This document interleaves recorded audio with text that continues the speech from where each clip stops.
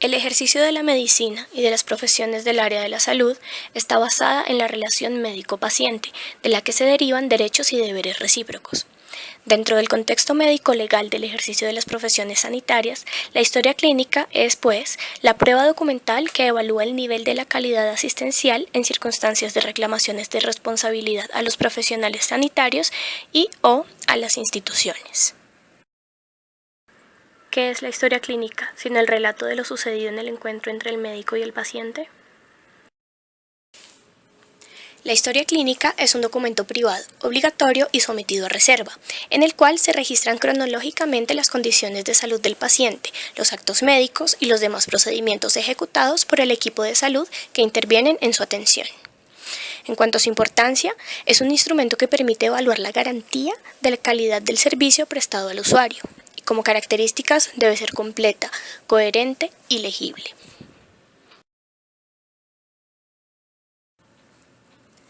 Dentro de las características de la historia clínica se incluye la obligatoriedad, ya que la historia clínica es un documento de obligatorio cumplimiento. Además, es un documento privado, un documento sometido a reserva, en el cual deben registrarse las condiciones de salud del paciente y debe ser archivado. La institución de salud debe archivarla y cuidarla.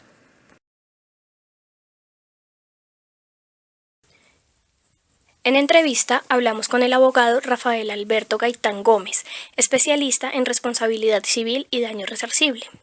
Se le realizaron las siguientes preguntas. Primero, ¿qué pasa si se quiere hacer un artículo o mencionar a alguien que ya está muerto o sobre un NN? Segundo, ¿es ilegal que los estudiantes accedan a la historia clínica con el código del profesor? Tercero, ¿quién es el dueño legal de la historia clínica de las personas NN o de los habitantes de calle? Cuarto, ¿es ilegal que los médicos hablen de los diagnósticos de sus pacientes? Por último, realizamos una encuesta dirigida a los profesionales de la salud y a los estudiantes del área de la salud para evaluar en qué nivel de conocimiento se encuentran respecto a la importancia legal de la historia clínica. Este trabajo fue realizado por Ana María Casallas, estudiante de fisioterapia, 10º semestre, Universidad de La Sabana. Miller Fabián Rivera, estudiante de Derecho, 10º semestre, Universidad de La Sabana. Y Diana Lorena Gómez, estudiante de Enfermería, 8º semestre, Universidad de La Sabana. Para la materia telemática.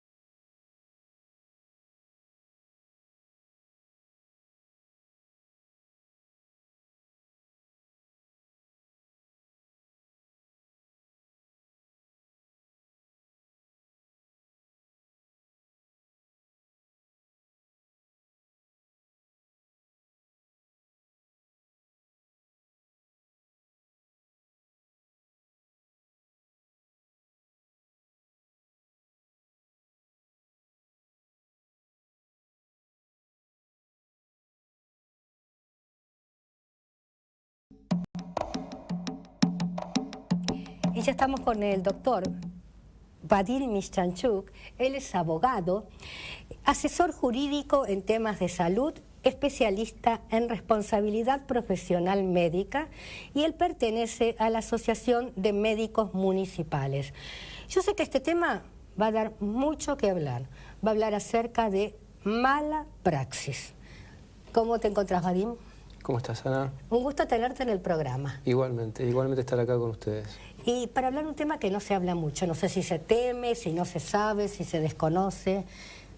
Mira, es un tema tabú, porque involucra muchas cuestiones. La verdad es que yo prefiero, en vez de hablar de mala praxis, prefiero decir que estamos frente a una situación que se viene dando, un aumento en la cantidad de juicios contra los profesionales de la salud, y esto se debe, y voy a retomar un poco parte de lo que dijiste al comienzo del programa y lo que hablábamos antes de empezar el programa, se debe a que hay una ruptura en la relación médico-paciente y se debe a que no se trabaja en la prevención. Vos bien lo dijiste cuando empezaste recién el programa, hay que trabajar sobre la prevención, porque los juicios de mala praxis tienen dos lados.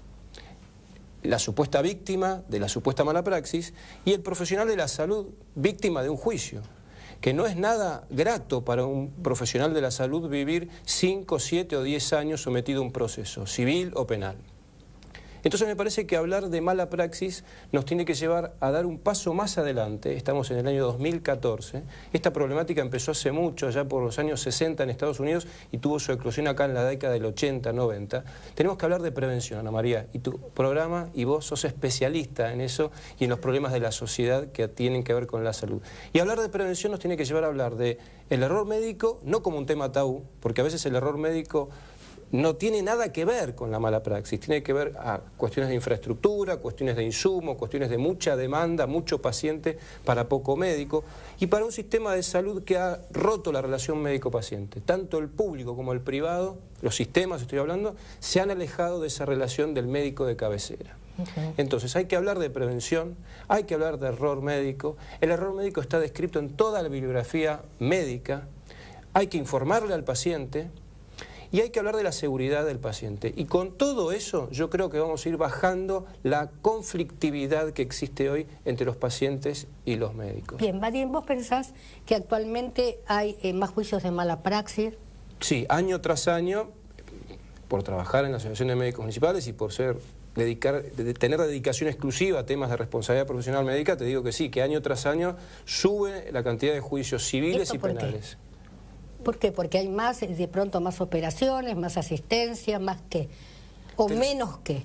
Te digo, no hay más errores médicos, no hay más prácticas que se alejan de la buena práctica, eso te lo puedo asegurar. Bien. Lo que hay es una ruptura entre la relación entre el médico y el paciente. Hay una sociedad más conflictiva, hay una sociedad más querellante, hay una sociedad que exige más el cumplimiento de sus derechos, y hay una sociedad tendiente a judicializar las cuestiones. Y más agresiva. Mucho más agresiva, lo hablábamos en programas anteriores, la violencia que vemos en los hospitales. Sí. Todo eso es un combo explosivo que lleva a que las demandas y las denuncias por mala praxis aumenten. Por eso es que este tema no hay que esconderlo abajo de la alfombra, hay que hablarlo. Por eso es que celebro que vos hayas decidido tocar este tema y que me hayas invitado, porque esto hay que hablarlo, porque la única forma de solucionar estos problemas en pos de los pacientes y del profesional médico, que entra en un estado de burnout total frente a la amenaza del juicio y el juicio en sí, hay que hablarlo, ponerlo sobre el escritorio, decir qué pasa, por qué aumentan las demandas, hay más errores médicos, de qué tipo, dónde se puede estar fallando, en qué se puede mejorar.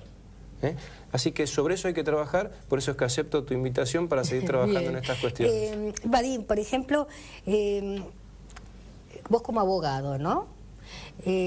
Si tenés que defender un caso de mala praxis médica y vos no estás seguro o desconfías, ¿no es cierto?, de la veracidad de los hechos que te relata el profesional, ¿qué haces? Mira, yo soy ex empleado de la justicia penal de la capital federal, y hace 14 años que trabajo para los profesionales de la salud, siempre en defensa del profesional de la salud, no solo de los médicos, sino de obstétricas, licenciados en psicología, etcétera, etcétera. ¿Qué hago cuando afronto un caso?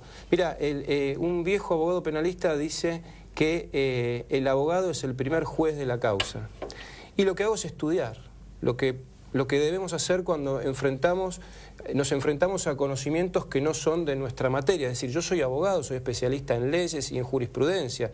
¿Qué hago? Estudiar. ¿Qué hago? Consulto. ¿Qué hago cuando dudo de la veracidad de lo que dice a quien voy a defender? Bueno, en principio te quiero decir que leo la historia clínica, cotejo los dichos del profesional con lo que surge de la historia clínica, porque en la historia clínica no solamente están las evoluciones de ese profesional, están las evoluciones del que vio al paciente antes y del que vio al paciente después, con lo cual yo puedo cotejar toda esa información y llegar a una conclusión. Ahora te digo que en estos casi 15 años, porque este año se cumplen 14 años que me dedico a trabajar para los profesionales de la salud, te quiero decir que en la cantidad de juicios que me ha tocado participar, nunca he encontrado por parte del profesional de la salud una actitud nociva frente al paciente. A ver, todos en cualquier profesión podemos cometer errores, y eso no significa que haya mala praxis. ¿Que me ha tocado defender casos de errores médicos? Sí, por supuesto. Claro, cuando uno dice errores, ¿no es cierto? Un error de una empleada administrativa bueno, se rompe el papel y ya está. Pero un error de un médico es un error con mayúscula, ¿no? Claro, sí, pero vos sabés que a veces los errores médicos están originados en errores administrativos. Por ejemplo, me ha tocado defender un caso de un paciente que han operado con la ficha de otro paciente. Esto es tremendo. En la bibliografía médica está descrito, es decir, una pierna por otra, una cirugía de un brazo por otro, un ojo por otro, y eso es un error de una empleada administrativa que deriva en un error médico. Por eso hay que investigar, por eso no hay que prejuzgar. Por eso no hay que decir mal resultado igual mala praxis. No, mal resultado, bueno, veamos qué pasó. Pudo haber habido un error médico. ¿Qué especialidad suele tener mayores juicios? Bueno, históricamente... porque la cirugía estética está bastante en este momento cuestionada, ¿no? Está bastante vapuleada, pero el paciente de la cirugía estética es muy particular también, ¿eh? Es muy particular. Pero vamos a las líneas generales. Históricamente la especialidad que mayor cantidad de juicios tiene es la obstetricia, porque son dos pacientes y por las expectativas que se ponen en ese nacimiento, ¿no es cierto? Así que históricamente la obstetricia es la que lidera generalmente las estadísticas.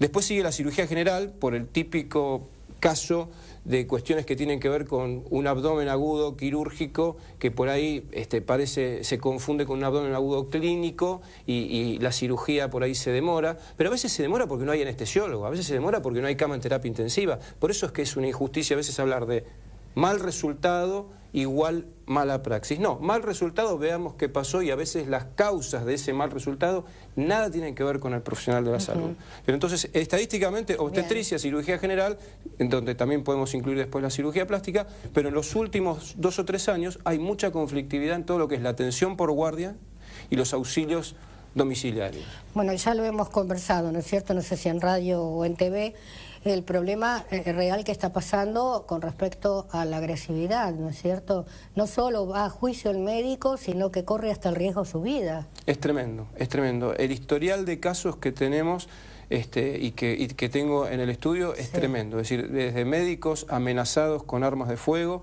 Desde la Asociación de Médicos Municipales nosotros pusimos en marcha un 0800 para poder satisfacer las necesidades del médico que es agredido en la guardia o cuando está en una ambulancia. Las agresiones son cada vez peores, pero por suerte se han ido encontrando mecanismos para poder auxiliar al médico en esa situación. Bien, Vadim, me quedaría mucho tiempo, ¿sabes?, hablando con vos porque me encanta el tema, lo llevas muy bien, pero me están diciendo corte en corte. Vamos ahora a escuchar un informe acerca de narcolepsia, ¿te parece? Bárbaro. Adelante.